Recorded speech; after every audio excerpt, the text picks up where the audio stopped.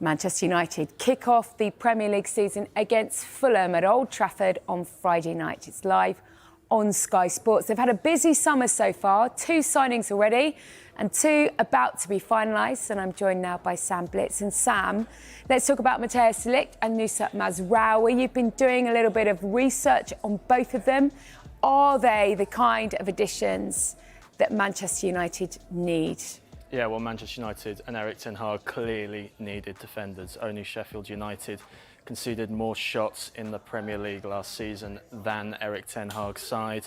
And it looks like de Ligt and Mazraoui look like really good options because they've worked with ten Hag before at Ajax and they can fill some really important positions. Fullback is a really important one for Mazraoui coming in. He can play right or left. He played a really good Champions League quarter-finals against Arsenal where he sort of shut down Bukayo Saka, and de Ligt brings experience, knowledge of playing for a very big side, Bayern Munich, Juventus, and of course he helped Ajax reach Champions League semi-finals under ten Hag, so that's an important part of it. And yeah, I think these are 2 signings that clearly make sense. Yeah, we don't know the fitness really of Luke Shaw either, so we know he played for England. We don't know where he is in terms of pre-season, so we could even see them go straight in the side. More of that later.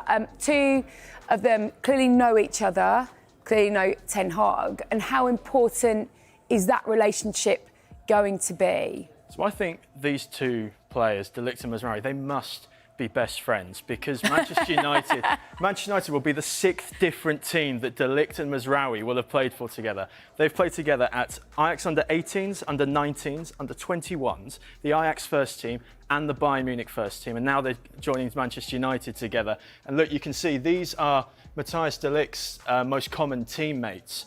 And you can see it's quite an interesting list. Mazraoui ranks 3rd, but then you've got Donny van der Beek, formerly of Manchester United, Frenkie de Jong, linked to Manchester United, Andre Onana, of course, the Manchester United goalkeeper. So again, it just creates, that feeling that these 2 signings do make sense for United. Once again, ten Hag has... that's when they're playing together, And you have to ask what their record is like together. They've played 116 times. Of course, they've played for Ajax and Bayern Munich. They're going to win more games than they lose. But yeah, again, this is they're not used to losing. I think they only lost once in their first 18 games playing together. So Man United fans will probably take that at the start of this season. Well, they'll take a lot at the start of the season, I think, after last season, won't they? Ten Hag working with players that he knows. It's a pattern we've seen before. Yeah, of course, you can actually now get a full starting 11 of Erik ten Hag Manchester United signings who have played football in Holland. Of course, you've got Onana, Mazraoui, de Ligt, Martinez, all played with him at Ajax. You've got Malacia as well. Now, don't forget Mason Mount, that loan spell at Vitesse Arnhem, where Erik ten Hag saw him play. Sofian Amrabat worked with ten Hag at Utrecht.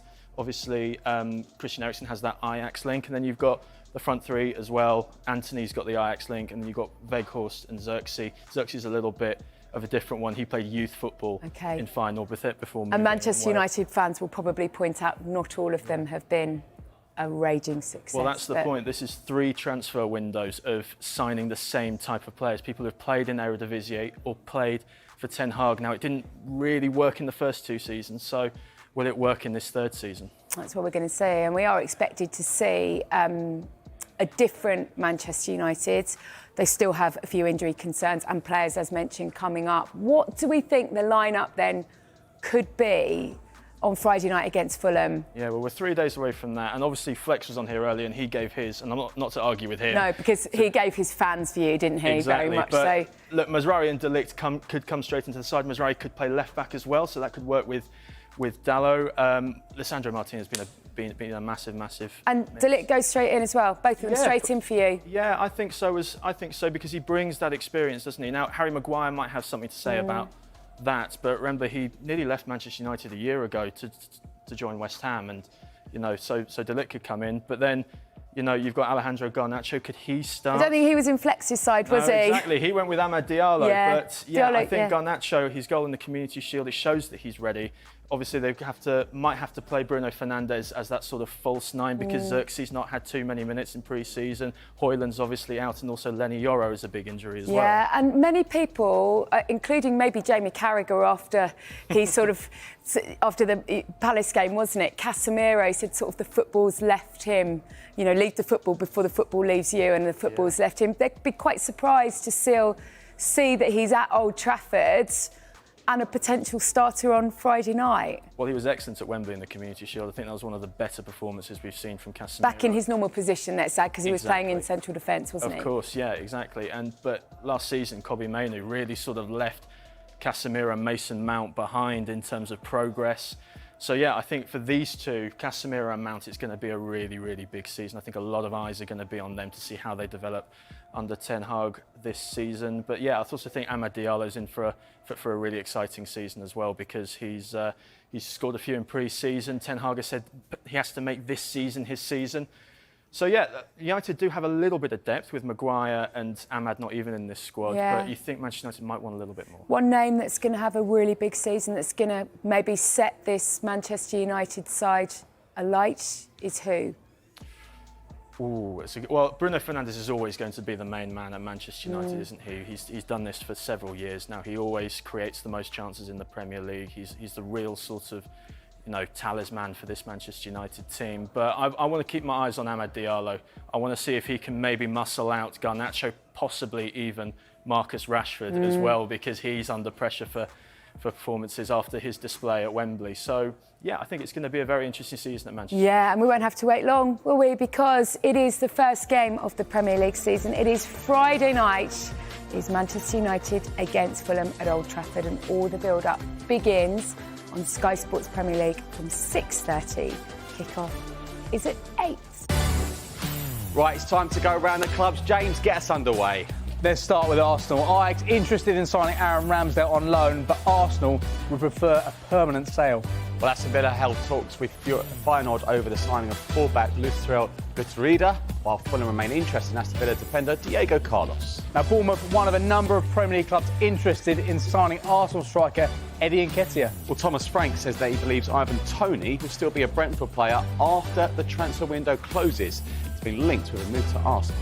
Brighton are in advanced talks with the Bundesliga club Mainz over a potential deal for winger Bradjan Gruda. The Germany under-21 international is expected to cost around £25 million. Chelsea's Conor Gallagher is expected to return from Madrid as talks over his move to Atletico have stalled. We understand that a move for PSG striker Gonzalo Ramos looks unlikely. We've heard from Crystal Palace chairman Steve Parris. He says that the club is yet to receive an acceptable bid for centre-back Mark Gahey. Newcastle made 3 bids. The latest thought to be more than £50 million. Well, Everton wants to keep striker Dominic Calvert-Lewin after it emerged that he could be a target for Manchester United. Fulham have gone back in with an improved offer for Crystal Palace defender Joachim Andersen, bid believed to be £30 million, including performance-related add-ons. Ipswich are still looking to strengthen this window and remain interested in Calvin Phillips from Manchester City. Leicester discussing terms with Czech forward Adam Kozlak after a loan deal was agreed with Bayer Leverkusen. 22-year-old played 23 Bundesliga games last year. Leverkusen won the title. Well, Liverpool are now the only Premier League club not to make a signing in this window. That's after Martin Zubimendi chose to stay at Real Sociedad rather than move to Anfield. Manchester City could go back into the transfer market after selling Julian Alvarez in a deal worth up to £82 million. Well, Manchester United are expected to focus on midfield recruitment following the imminent arrivals of Nusayr Mazraoui and Matthias de Ligt. However, any potential incomings will be dependent on budget and valuation. Dialogue remains open with PSG over Manuel Ugarte. FC Charlotte have approached Newcastle over the potential signing of forward Miguel Almiron, but any deal will have to move quickly at tomorrow's MLS transfer deadline. Nottingham Forest are close to complete a deal for Paraguay winger Ramon Sosa from Argentina club Talleres.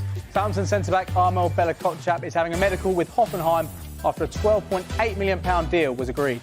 Well, Tottenham's new signing Dominic Solanke is ready to start against Leicester next Monday. They're still keen to sign an energetic midfielder and a winger this window.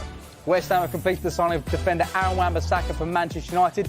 Joins on a 7-year contract for an undisclosed fee. Answer is worth £15 million. 8 signings for West Ham in this window already. Well, Wolves left-back Hugo Bueno has joined Eredivisie side Feyenoord on a season-long loan. We've brought you some breaking transfer news tonight.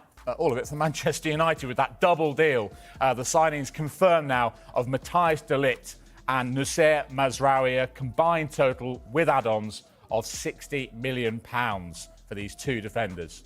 Tim Sherwood, let's have a word with you.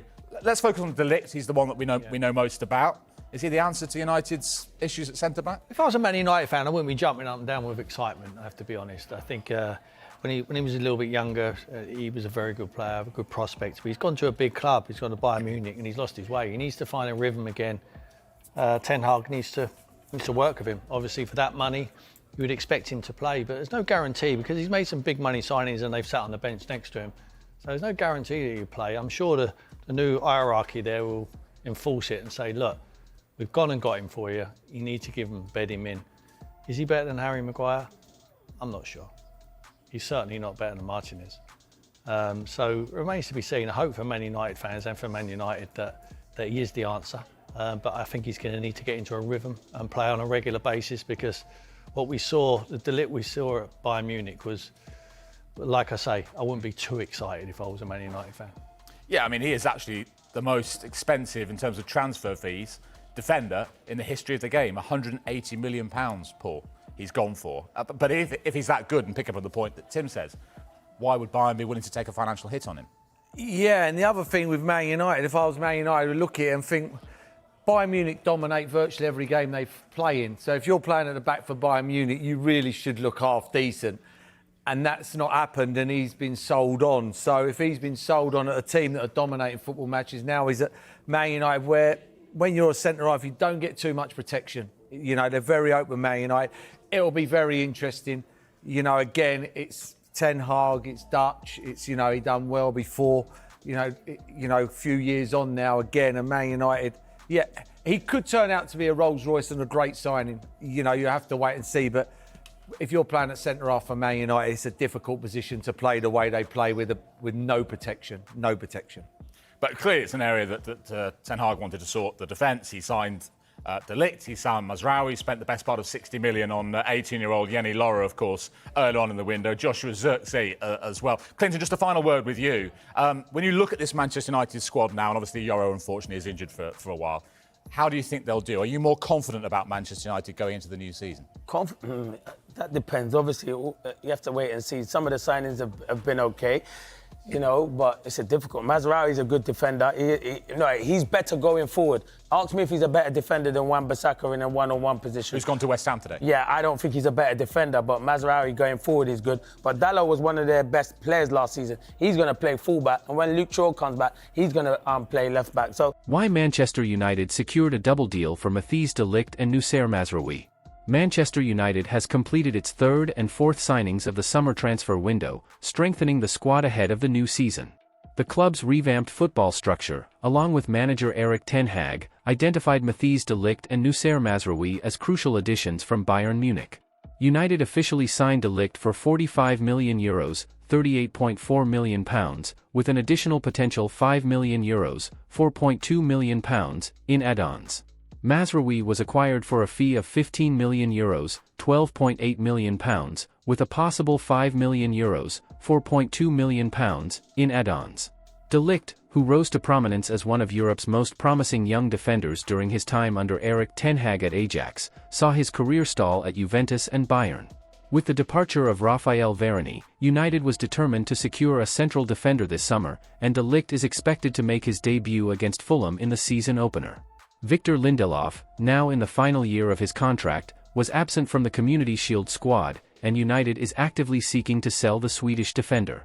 Mazraoui, brought in by Ten Hag at Ajax and named the Dutch club's Talent of the Year in his first full season, spent 4 years in Amsterdam before signing with Bayern Munich in the summer of 2022. However, his playing time was limited under Thomas Tuchel last season. The versatile defender, who caught United's eye due to his ability to play both right-back and left-back, started just 15 Bundesliga games but featured at Old Trafford in the Champions League. United's newly appointed CEO Omar Barada, sporting director Dan Ashworth, and Ten Hag all agreed that de Ligt and Mazraoui would be valuable additions, leading to both deals being finalized with a combined initial fee of €60 million. Club sources believe the signings of the Bayern duo were completed at fair market value and emphasized that United maintained budgetary discipline throughout the summer.